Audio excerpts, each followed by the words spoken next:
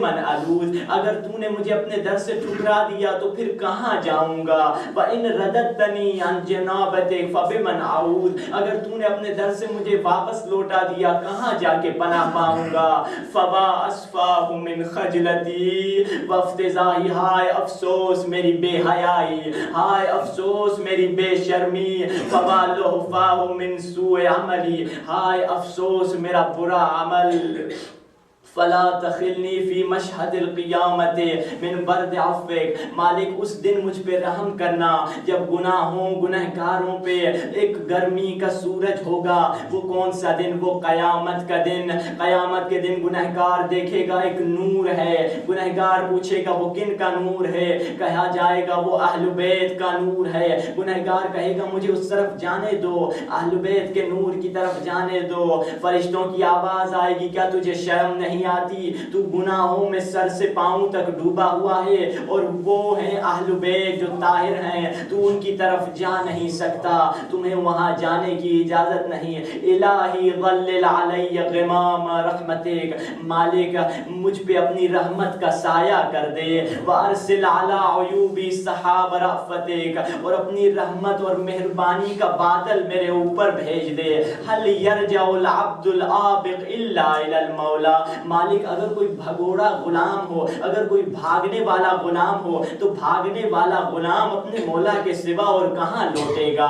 خدایا تو میرا مالک ہے، میں تیرے پاس لوٹ آیا ہوں۔ اور پھر کہا الہی ان کان ندم علی ذنب توبتین، مالک اگر میری جو پشیمانی ہے، میرا جو پچھتاؤ ہے، اگر اس کو تو توبہ سمجھتا ہے، فَبِعِزَّتِكَ مِنَ النَّادِمِينَ، مالک اگر میرا پچھتانا، میں پچھتا رہا ہوں، میں پشیمان ہوں، اگر میرا پشیمان ہونا اور پچھتانے کو تو توبہ سمجھے گا تو تیری عزت کی قسم میں پشیمان ہونے والوں میں سے ہوں۔ ان کان استغفار من خطیئت حتۃ فانی لک من المستغفرین، مالک اگر میری استغفار، میری توبہ میرے گناہوں کو مٹا دے گی تو سچ بول رہا ہوں، اپنے دل سے کہہ رہا ہوں، میں توبہ کرنے والوں میں سے ہوں۔ الہی انت الذی فتحت العباد بابا الی العفو وسمیتہ توبہ، مالک تو نے اپنے گنہگار بندوں کے لیے ایک دروازہ کھولا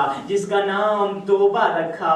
فقلت توبوا توبوا الی اللہ توبۃ نصوحا، اور تو نے ہی کہا اللہ کے ہاں کہ سچے دل سے توبہ کر۔ اب امام ایک جملہ ارشاد فرماتے ہیں جس کو گنہگار سن کے جتنا روئیں تو کم ہے۔ مولا کہتے ہیں فما عذر من اغفل الدخول بعد فتحه، مالک اب جو تو نے رحمت کا دروازہ کھولے رکھا ہے، توبہ کا دروازہ کھولے رکھا ہے، اب توبہ کے دروازے کھلنے کے بعد اگر کوئی اس دروازے سے اندر داخل نہ ہو تو اس داخل نہ ہونے والا قیامت کے دن کیا بہانہ لائے گا؟ خدا نے تو توبہ کا دروازہ کھولے رکھا ہے۔ پھر کہتے ہیں الہی ما انا باول من عصاک فتبت علیک، مالک میں یہ سچ کہہ رہا ہوں، نہ میں دنیا میں سب سے پہلا گناہ کرنے والا ہوں، نہ تو دنیا میں سب سے پہلے بخشنے والا ہے۔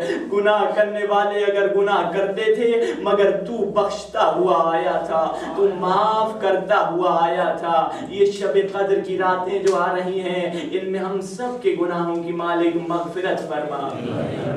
مالک حضرت امام سجاد کے صدقے میں ہم سب کی گناہوں کی مغفرت فرما، اور ہمیں ان دعاؤں کو پڑھنے کی اور تلاوت کرنے کی اور سمجھنے کی توفیق عطا فرما۔ عزیزو آج کون سی رات ہے؟ آج وہی رات ہے کہ کوفہ غم میں ڈوبا ہوا ہے، آج وہی رات ہے کہ حضرت زینب ماتم میں ہے، آج وہی رات ہے کہ زینب و کلثوم علی کے سرحانے رو رہی ہیں۔ یہ بیٹیاں باپ کے بارے میں بہت حساس ہوتی ہیں، بیٹیوں کو باپ سے بڑی محبت ہوتی ہے۔ ہائے یہ زینب و کلثوم رو رہی ہے۔ میں ایک جملہ عرض کروں گا حضرت زینب کی خدمت میں، بی بی آپ اپنے بابا کے سرحانے رو رہی ہے، آپ کو کوئی الگ نہیں کر رہا، آپ کو کوئی بابا سے جدا نہیں کرتا، آپ کو کوئی آپ پہ ظلم نہیں کرتا، بی بی مگر آپ ہی نے کربلا میں دیکھا تھا سکینہ 4 برس کی بچی ہے اور آواز دے رہی ہے لوگوں مجھے بتاؤ میرے بابا کہاں، میرے بابا کہاں۔ اور جب سکینہ بابا کی لاش پہ پہنچی، کبھی شمر کے تماچے، کبھی شمر کے تازیانے، زینب کی یتیمی اور سکینہ کی یتیمی الگ ہے، وہ الگ، وہ کربلا کی یتیم، یہ کوفہ کی یتیم، ہر ایک کی اپنی اپنی یتیمی ہے۔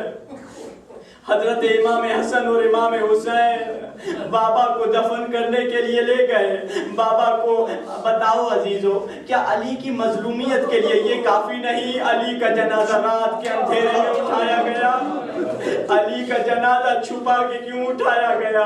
مجھے معلوم نہیں علی کا جنازہ کیوں چھپا کے اٹھایا گیا۔ شاید علی نے یہ کہا ہو کہ میری زہرا کا جنازہ بھی رات کو اٹھا تو میرا جنازہ بھی رات کو اٹھانا۔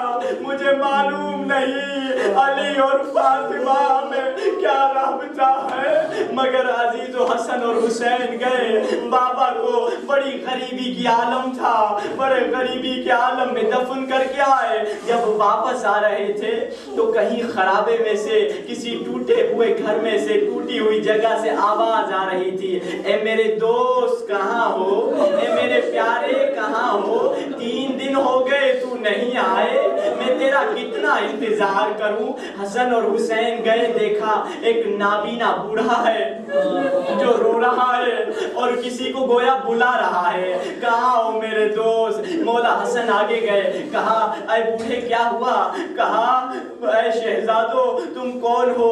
کہا ہم حسن اور حسین ہیں۔ تو بتاؤ کیا ہوا؟ بوڑھا کہتا ہے میرا پہلے ایک دوست آتا تھا، کچھ دن ہو گئے وہ نہیں آ رہا، وہ میری بڑی خدمت کرتا تھا، کبھی میرے پاؤں دباتا تھا جب میرے سر میں درد ہوتا تھا، کبھی میرا سر دباتا تھا، کبھی مجھے کھانا کھلاتا تھا، اپنے ہاتھوں سے نوالے میرے منہ میں ڈالتا تھا، کبھی مجھے دودھ پلاتا تھا۔ میں جب بھی اس سے پوچھوں کہ میرے دوست تیرا نام کیا ہے تو وہ کہتا تھا تجھے میرے نام سے کیا، میں تمہارا دوست ہوں۔ مگر عجیب بات ہے وہ کچھ دن ہو گئے نہیں آ رہا، مجھے خبر نہیں کہ وہ میرا دوست زندہ ہے کہ نہیں، جیسے سنا زندہ ہے کہ نہیں۔ امام حسن نے کہا اے بوڑھے، اے بزرگ آدمی، کیا تمہیں معلوم ہے وہ تیرے دوست کون تھے؟ کہا اللہ کی قسم مجھے نہیں معلوم۔ مولا حسن نے کہا وہ ہمارے بابا علی تھے جو تیرے دوست تھے۔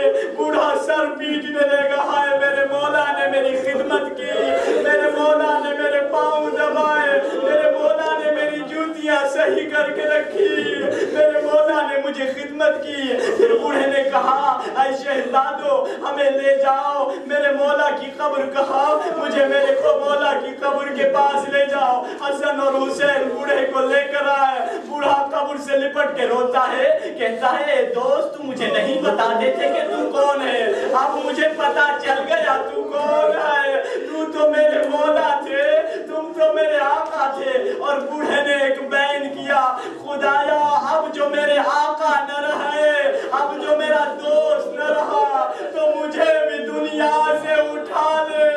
ایک مرتبہ گردن ڈھل کی اور ایک آواز دی حسن نے، انا للہ و انا الیہ راجعون۔